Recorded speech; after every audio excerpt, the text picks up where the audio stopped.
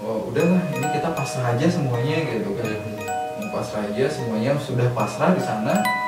Ternyata kita melakukan perjalanan, kita datang di belakang batu dengan pohon makam yang waktu pas berangkat kita lalui itu. Kita di belakangnya kita muncul dari belakang. Kata saya, oh ini makam yang waktu itu kita berangkat itu ada.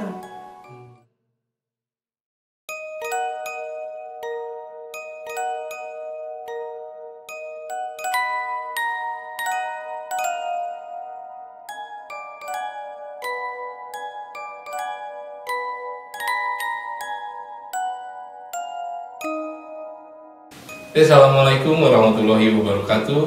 Assalamualaikum warahmatullahi wabarakatuh. Kembali lagi di channel Gugu Duduk. Bagi sahabat Gugu Duduk yang belum subscribe, kami mohon bantuannya untuk subscribe channel kami agar memotivasi kinerja kami menjadi lebih meningkat lagi. Nah, untuk di kesempatan ini kita akan membuat konten terbaru kita, yaitu Kismis atau kisah misteri. Di konten kali ini kita akan berbagi pengalaman dengan narasumber tentang kisah misteri, mengupas tuntas tentang pengalaman dari narasumber tersebut.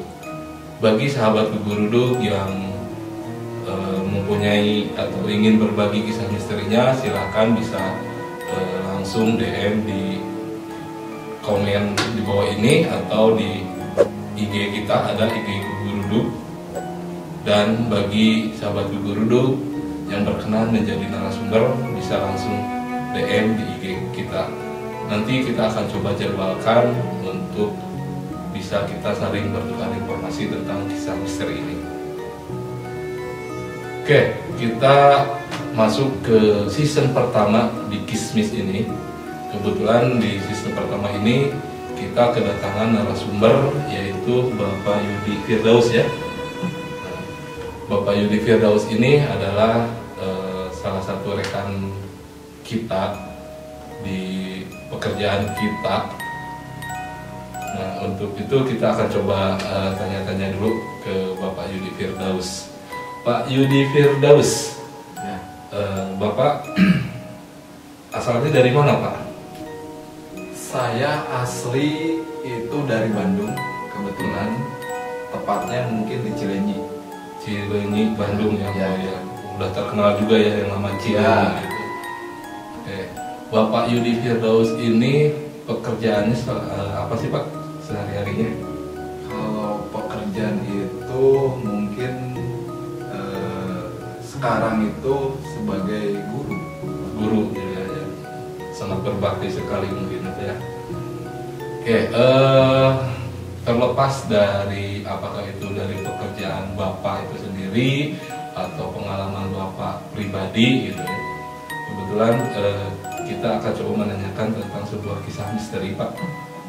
Apa sih yang pernah dialami oleh Bapak tentang pengalaman pribadi Bapak di kisah misteri itu, Pak?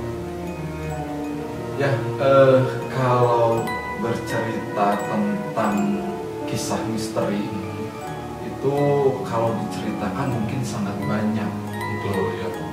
Cuma saya sedikit atau satu saja ambil cerita yang mungkin sampai sekarang itu masih terus teringat-ingat. Jadi sampai kapanpun itu rasanya akan terus teringat. Mungkin itu yang paling mengesankan atau paling berkesan gitu ya, Pak? Ya, mungkin salah satunya itu.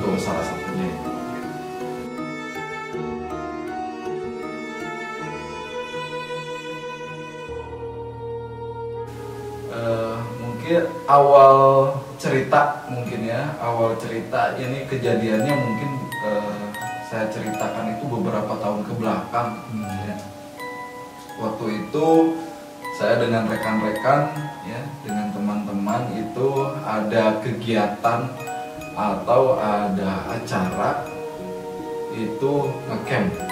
ya, atau camping ya. Kalau tidak salah itu kurang lebih sekitar ada 7 orang. 7 orang ya. Ya, rencananya kita akan ngecamp waktu itu di salah satu gunung tertinggi ya. Kalau boleh tahu nama gunungnya itu nama gunung apa Pak? Gunungnya Gunung Tampomas yang mungkin posisinya sekarang ada di Kabupaten Sumedang. Itu salah satu gunung yang tertinggi di Jawa Barat juga. Dan kejadian itu waktu itu saya dengan rekan-rekan 7 orang ya, kita berangkat dari Bandung itu menuju Sumedang. Rencananya kita akan ngecamp di kaki bukit ya, kaki bukit Tampomas ya, Gunung Tampomas waktu itu ya. Itu setelah kita dari Bandung perjalanan kurang lebih sekitar 2,5 jam ya. Waktu itu kita sampai dengan rekan-rekan 7 orang itu, kalau nggak salah itu sekitar 3:30 sore ya, 3:30 sore saya dengan rekan-rekan datang ke kaki bukit Tampomas waktu itu. Dan waktu itu 3:30 ya, 3:30 kita buka tenda dan sebagainya. Kita yang merencanakan kita akan camp di sana waktu itu 3:30. Kita beres-beres tenda dan sebagainya gitu. Setelah selesai tenda, dari ide dari rekan saya waktu itu, kita akan melakukan perjalanan atau misalkan kita ingin mencoba untuk hiking namanya ya. Hiking itu menuju puncak Tampomas. Menuju puncak Tampomas. Karena memang kita bawa rekan itu 1 orang yang memang sudah tahu rute jalan menuju puncak Gunung Tampomas. Jadi kita memberanikan untuk naik ke puncak waktu itu. Cuma dari 7 orang teman saya itu yang bersedia ikut untuk naik ke puncak itu hanya 5 orang. Hanya 5 orang ya.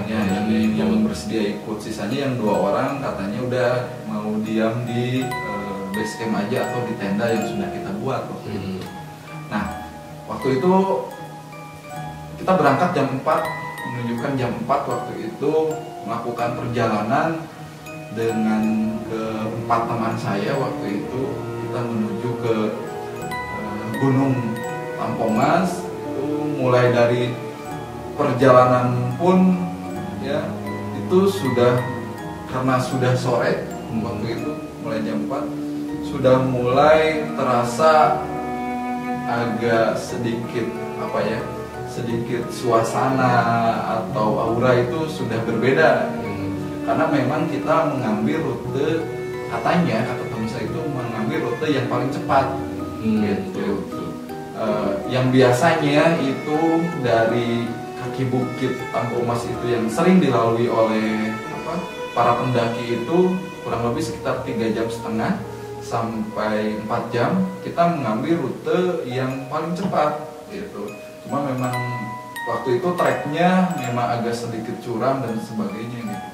Nah, kita melakukan perjalanan ke puncak Gunung Tampomas mulai dari awal pemberangkatan ya, karena ternyata jalan yang kita lalui itu jarang dilalui oleh ya pendaki-pendaki gitu. Jadi memang suasananya kayak pohon-pohon itu, kayak ilalang-ilalang itu masih tinggi-tinggi gitu ya, tinggi-tinggi. Itu kita melakukan perjalanan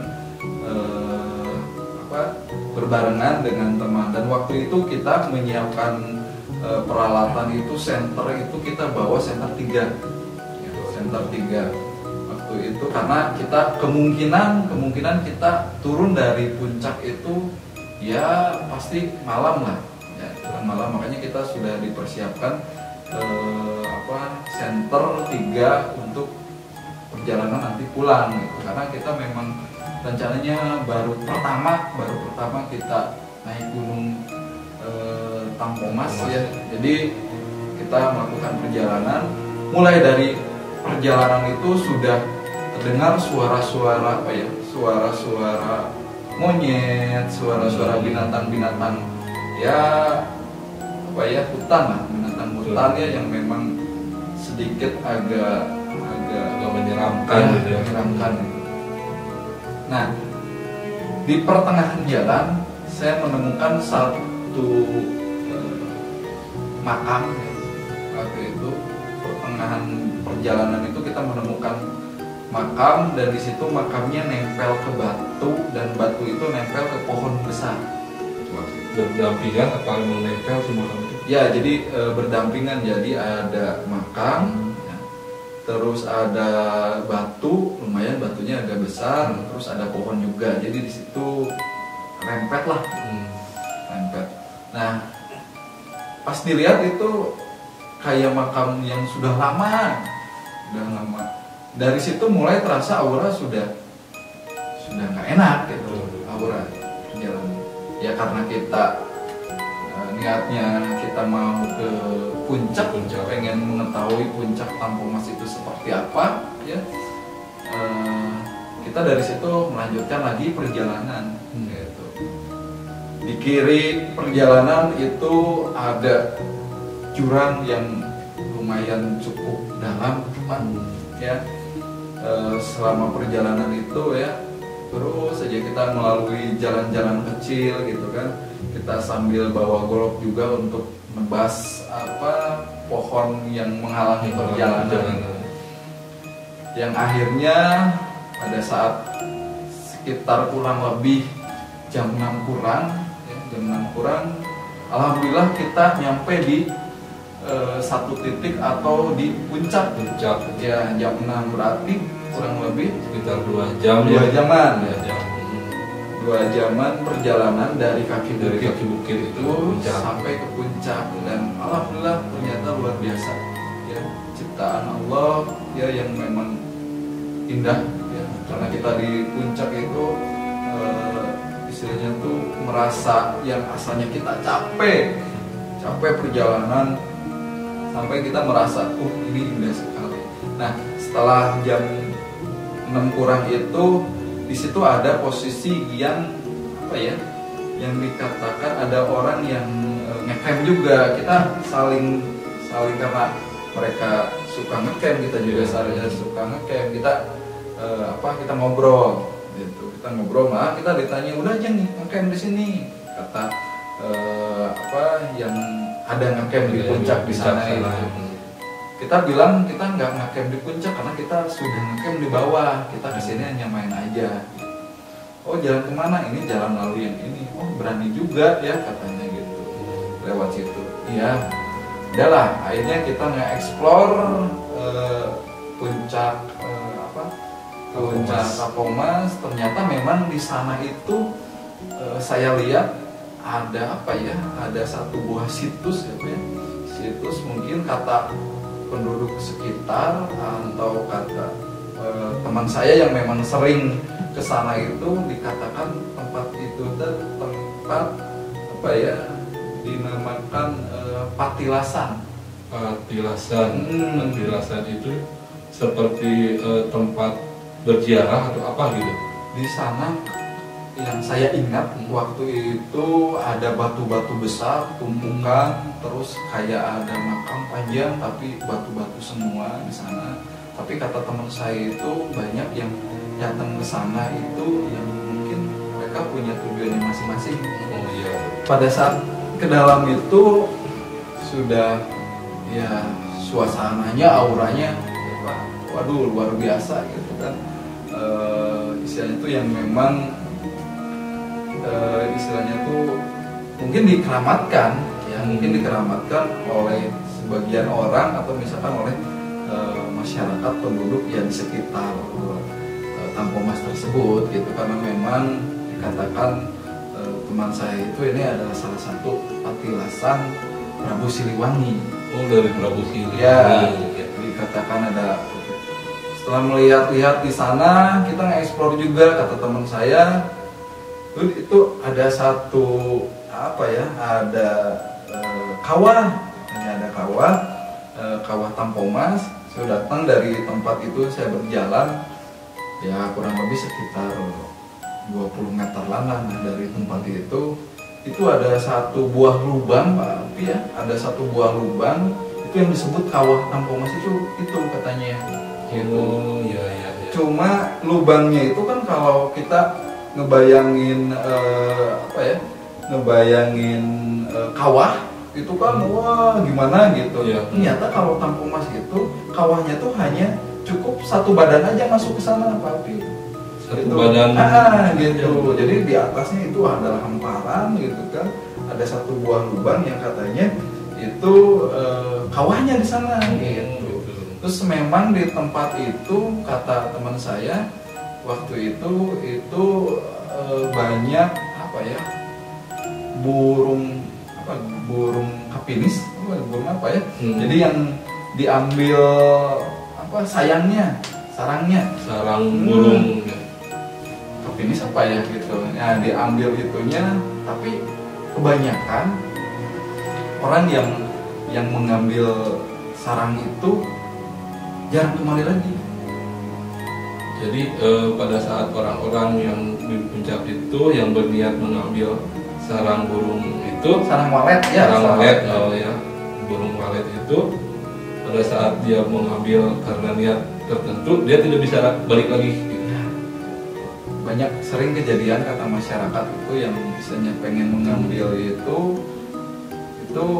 nggak kembali lagi, mungkin karena nggak tahu sih posisinya, apakah katanya itu kawahnya sebadan tapi pas ke bawahnya itu lubang gede gitu kan, itu nggak tahu karena nggak ada yang berani mungkin ya ke sana.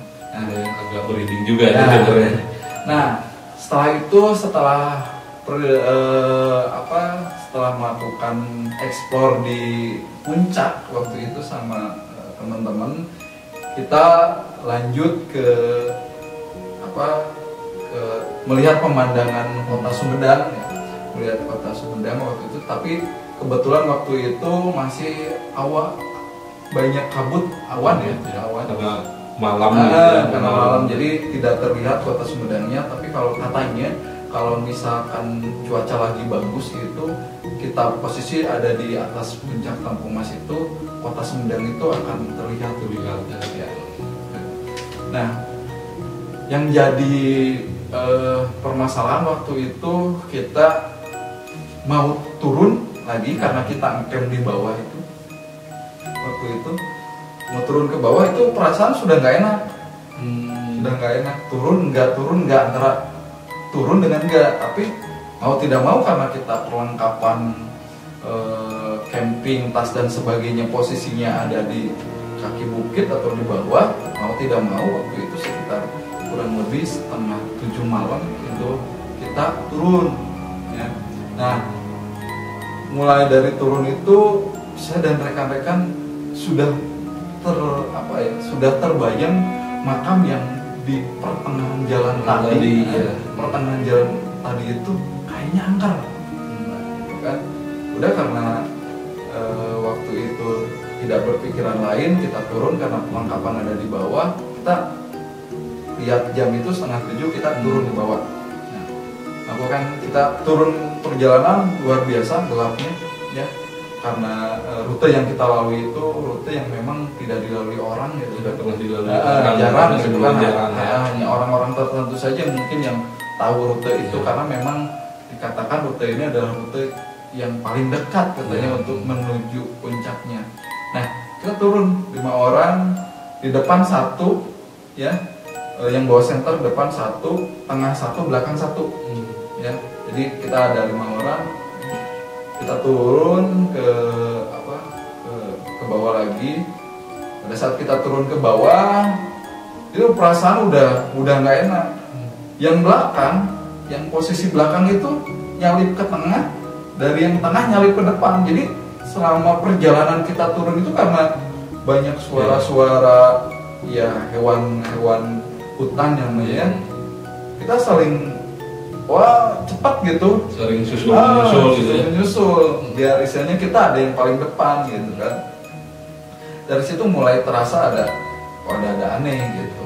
Nah, satu pas di pertengahan jalan kita menemukan ada dua jalan, ya, alias dua, ada yang ke kiri, ada yang ke kanan. Waktu itu kita di situ kita sepakat mau kemana, karena waktu itu karena malam mungkinnya sudah gelap, kita mau ke kiri atau ke kanan gitu kan. Kata teman saya ini ke kiri, kata yang teman satu lagi ini ke kanan, ya, beradu argumen di sana. Kalau saya hanya diem saja gitu kan, karena satu yang memang sudah tahu jalan, ya, yang satu lagi dia yakin bahwa jalan itu jalan yang tadi dilalui saat gitu. Berangkat ya. Akhirnya ramai di sana gitu kan. Di pertengahan jalan akhirnya kita ngikuti, kalau nggak salah itu jalan ke kanan. Ya. Kita jalan ke kanan, perjalanan. Ternyata setelah beberapa lama itu kita nggak pernah nyampe ke titik ke titik kita ngecamp, padahal kita udah capek terus perjalanan. Pas dilihat kok kita posisi ada di bawah jurang, di bawah jurang. Terus dilihat kok ini ada di bawah, gitu kan, ini bukan rute kita pada saat berangkat. Akhirnya kita balik lagi Pak ke atas, naik lagi ke atas jalan yang tadi gitu ya. Kita temu lagi jalan itu, kita coba jalan yang satunya lagi, yang ke kiri tadi. Pas jalan ke satunya lagi ke sana, kita nggak nemuin jalan, malah jalan itu buntu Pak. Nggak ada jalan bekas kita lalui dari itu kan, hilang aja jalan itu. Pada saat kita ngambil rute ke situ kita hilang. Akhirnya kita coba misalnya tuh diam dulu ya, dan kebetulan kita bawa 3 senter, 2 mati. Senter yang 2 mati, yang tinggal satu nih senter. Senternya yang biasanya kita kenal itu kita bawa senternya jadi 1 gitu, karena yang 2 ngedadak mati waktu itu. Nah, terus aja perjalanan nggak nyampe Pak, nggak nyampe di perjalanan, yang akhirnya teman satunya itu saling beradu argumen, ya, ramai lah kayak mau berantem, ya. Yang akhirnya udah kita menenangkan diri, kita duduk di satu tempat. Di sana kita diam aja gitu kan, kita kemana nih jalur, kenapa nggak nyampe gitu. Pas dilihat jam itu kita jam 11 masih di gunung Pak, masih di hutan. Jadi di hutan tadi. Hutan tadi. Kalau nggak salah masih jam 11 waktu itu. Kita diem aja, kita lakukan cari terus aja, nyari jalan. Yang jadi aneh itu yang dari awal berpikir makam itu kita ketemu, ya, karena kita mungkin merasa teman saya udah isinya tuh oh udahlah ini kita pasrah aja semuanya gitu kan. Pasrah aja semuanya, sudah pasrah di sana. Ternyata kita melakukan perjalanan, kita datang di belakang batu dengan pohon makam yang waktu pas berangkat kita lalui itu. Kita belakangnya kita muncul dari belakang. Kata saya dengan kok ini makam yang waktu itu kita berangkat itu ada. Padahal kita dari atas itu kita memang cari makam itu. Maksud kita itu karena patokannya itu gitu. Karena dari sana itu nggak terlalu jauh ya, dari tempat makam itu ke isinya tuh nggak terlalu walaupun agak sedikit jauh, tapi suasana kayak pohon kayak itu dan sebagainya udah rada terlalu udah enggak ini dari situ enggak terlalu jauh, karena kita nyari patokannya itu. Karena pas berangkat ini patokannya kita nemuin kami berjalan akhirnya kita menemukan makam itu, yang itu kita serasa walaupun deg-degan waktu itu, tapi kita ngerasa hati itu plong kita ngerasa plong, oh ini jalannya kita ketemu waktu itu. Nah setelah ketemu makam itu kita melakukan perjalanan, kita turun, dan akhirnya alhamdulillah kita nyampe, kita ketemu dengan tempat camp yang awal itu. Pas dilihat ya, pas dilihat jam itu, waktu itu memang kalau nggak salah cuacanya agak sedikit kecil, hujan gerimis ya. Dari pas turun itu sudah mulai gerimis kecil. Gerimis ya. Kita akhirnya menemukan jalan itu ya, menemukan camp kita. Akhirnya kita istirahat sebentar. Temen saya yang 2 orang itu sudah menunggu, kenapa lama gitu. Ternyata setelah dilihat jam itu, kita nyampe di camp itu kurang lebih sekitar jam 1 malam. Jam 1 malam. Padahal pada saat berangkat itu cuma 2 jam ya. 2 jam kurang. Ya, 2 jam kurang. Nah, pada saat turun ini lebih dari 3 jam atau 4 jam ya, lebih ya. Ya mau 6 jam Pak. Oh, 6 jam. Nah, mau 6 jam atau 6 jam 7 jam. Berangkat turun itu setengah 7 jam 1 baru nyampe di sana. Di sana kita sudah nggak kondusif ya. Kita nggak kondusif di camp, melanjutkan camp di sana. Yang akhirnya kita setengah 2 kita beres-beres tenda, kita pulang. Oh, tidak jadi ngecamp. Jadi ngecamp karena memang satu cuacanya hujan, ada hujan. Yang kedua udah nggak enak lah perasaan gitu. Walaupun kita sudah posisi ada di kaki gunung ya, kaki gunung Tampomas itu. Akhirnya kita setengah 2 kita beres-beres, kita jam 2 kita pulang. Ya, mungkin setelah pulang berbicara dengan masyarakat, ternyata memang kalau melalui rute itu memang banyak kejadian yang seperti itu katanya. Jadi kalau di jalan yang khusus dilalui sama pendaki, karena memang salah satu tempat pendaki juga gitu kan, itu biasanya normal biasanya. Tapi kita melalui jalan yang sedikit ekstrim, memang perjalanan agak sedikit curam dan sebagainya, karena kita tadinya pengen cepat perjalanan supaya lebih nggak terlalu capek juga. Yang akhirnya kita nyampe di tempat camp itu ya kurang lebih sekitar 6 jam. Yang berangkat 2 jam berarti 3 kali lipat ya. Setelah nyampe kita, karena teman saya ada posisinya, ada yang di rumah ya, punya rumah di Sumedang waktu itu ya, dia menceritakan sama masyarakat ternyata memang rute itu rute yang memang jarang dipakai. Atau hanya yang berani ke sana mungkin ya orang-orang tertentu atau misalkan mereka yang istilahnya ngambil rumput dan sebagainya itu kan, masyarakat di sana, dan itu nggak diterusin sampai puncak. Ternyata kejadiannya seperti itu. Jadi lumayan sampai sekarang masih teringat. Yang biasanya sering ngecamp, alhamdulillah kalau ngecamp itu tidak ada kejadian apa-apa. Itu mulai dari pemberangkatan sampai di puncak itu luar biasa. Jadi informasinya untuk pendakian Gunung Tampomas ini, apabila melalui rute yang tadi ya, rute tercepat mungkin ya kali ini, ternyata memang masyarakat di sekitar itu sudah tahu mungkin ya. Mungkin untuk kita yang orang awam itu emang di luar logika kita gitu ya. Kalau kita lihat kita berangkat lancar gitu ya, enak 2 jam setengah, 1 jam setengah atau 2 jam, cuman pada saat pulang itu menjadi 3 kali lipatnya gitu ya. Oke,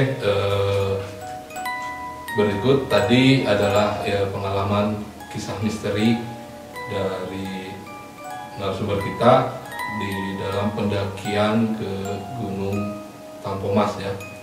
Oke, mungkin dari Pak Yudi sendiri ada saran-saran untuk bagi pendaki lain gitu untuk ke sana, ke Gunung Tampomas itu?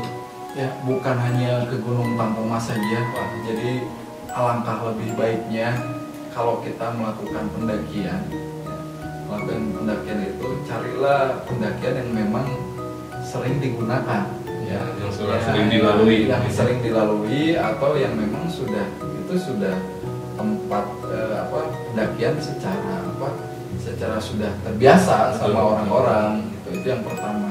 Yang kedua, kalau kita melakukan pendakian itu ya, itu dari niat kita dari awal itu yang pertama itu kita istilahnya tuh ya kita mengeksplor, kita apa dan sebagainya gitu kan. Jangan sampai ada sampai keluar kata-kata istilahnya tuh yang mungkin dilarang atau yang mungkin menjadi sebuah mitos ya, nggak boleh berkata kasar atau sompral dan sebagainya gitu. Itu dijaga karena memang itu adalah bagian dari istilahnya tuh ya alam gitu kan, entah itu alam sekitar atau misalkan mungkin kita akan bersentuhan dengan alam goib juga gitu ya. Jadi kita harus istilahnya tuh ya harus menghargai lah gitu kan apa yang kita langkahkan gitu kan. Istilahnya tuh ya semata-mata itu adalah bagian dari ciptaan Allah Subhanahu wa Ta'ala. Jadi harus dari sana gitu. Jadi jangan sampai kita kesana istilahnya tuh sompral dan sebagainya gitu. Apalagi melakukan hal-hal yang memang mungkin istilahnya tuh ya nggak diterima oleh alam gitu kan, alam sekitarnya atau misalkan alam goib pada tentunya, karena ya kita mungkin akan bersentuhan dengan itu kalau di alam gitu. Jadi kalau kita sudah yang jelas kalau ada izinnya atau itu kita lalui ya, misalnya ada tempat perizinan dan sebagainya, kita harus izin dulu gitu kan supaya nanti dikasih tahu apa saja sih yang nggak boleh karena mungkin mereka ada yang lebih pengalaman dari itu. Oke, terima kasih Pak Yudi sudah berbagi pengalamannya. Mungkin ini juga sebagai bahan pribadi saya sendiri gitu ya, untuk kedepannya untuk melakukan suatu perjalanan atau pendakian itu yang pertama kita emang harus mematuhi peraturan yang sudah disediakan oleh tempat setempat gitu ya. Dan yang kedua mungkin kita juga harus coba mendengar dari masyarakat sekitar mungkin ya, tentang mungkin masyarakat sekitar dia lebih tahu untuk sebuah tempat tersebut gitu ya. Dan yang ketiga itu mungkin dari kitanya sendiri, kita harus bisa menahan atau menjaga perilaku kita ya di tempatnya. Soalnya itu kita juga tidak tahu apakah tempat itu seperti apa ya. Nah, oke, sahabat Ibu Duduk, barusan itu pengalaman narasumber kita yang menceritakan tentang sebuah kisah misteri di tempat atau di pegunungan yang namanya Gunung Tampomas yang berada di Sumedang. Oke, semoga bermanfaat atau menjadi bahan masukan kepada kita. Oke, terima kasih sahabat Ibu Duduk yang sudah mendengarkan, melihat video kita kali ini tentang kisah misteri. Nanti kita akan coba masuk ke season kedua seperti apa. Jangan lupa subscribe dan klik tombol ada lonceng untuk mengingatkan ke sahabat Ibu Duduk ya. Oke, sampai di sini dulu. Terima kasih Pak Yudi, terima kasih banyak. Sama-sama. Oke, wassalamualaikum warahmatullahi wabarakatuh.